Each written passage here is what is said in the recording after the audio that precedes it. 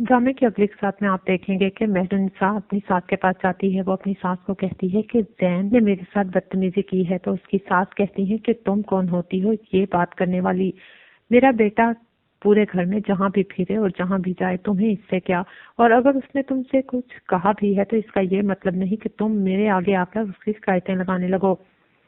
मेहरुनिसा कहती है, आंटी आप बात तो सुने, जैन मेरे साथ बहुत बदतमीजी करता है, अब मेरी बर्दाश्त से बाहर होता जा रहा है।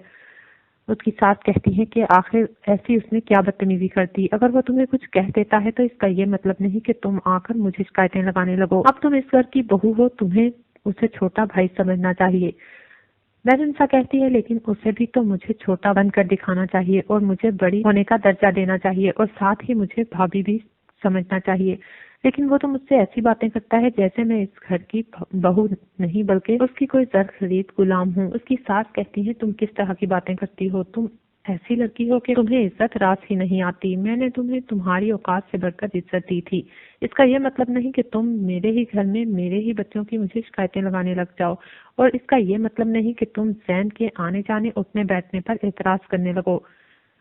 उसका जब दिल चाहेगा जहाँ दिल चाहेगा वो जाएगा और अगर तुम उसकी बातें बर्दाश्त नहीं कर सकती तो तुम उसके सामने मत आया करो। वो जहाँ जाता है तुम वहां से चली जाया करो। मेहरुनिसा कहती है कि आपको ऐसा लगता है कि जैन बिल्कुल परफेक्ट है। आपको ऐसा लगता है कि जैन सब कुछ ठीक करता है। पहले आपने उसकी एक गलती पर पर्दा डाला और उसको माफीनामे पर साइन करवा के रिहा करवा लिया और अब आप उसकी और गलतियों पर भी पर्दा डाल रही हैं। बजाय इसके कि आप उसको समझाएं, आप मुझे ही गुस्सा हो रही हैं। अगर आपका यही रवैया रहा तो आप जैन को बहुत जल्द खो देंगी और ये बात मैं आपको बता दूं कि जैन की बदतमीजियां आप मैं बर्दाश्त नहीं करूंगी। उसकी सास को गुस्सा आ जाता है और वो कहती है कि तुम कौन होती हो मुझे धमकी देने वाली?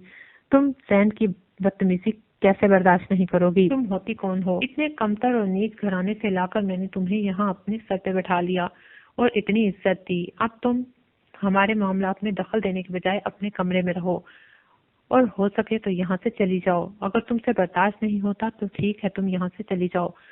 मेहरुनिसा रोती हुई अपने कमरे की तरफ भागती है और वो सोचती है कि वो ऐसे लोगों के दरमियान कैसे रहेगी। वो बहुत परेशान होती है। वो सोचती है कि जैसे ही शाहनवाज ऑफिस से आएगा वो उसे सब कुछ बताएगी। वो सोचती है कि जैन की बातें अब बर्दाश्त से बाहर होती जा रही हैं। जैन बहुत अजीब अजीब सी बातें करता है। मेहरुनिसा कहती है कि जैन को समझाना अब बहुत जरूरी हो गया है और शाहनवाज ही उसे समझा सकता है। मैडम तो सिर्फ उसी की फेवर में बात करती हैं और उनकी आंखों पर जैन की मोहब्बत की पट्टी बंधी हुई है।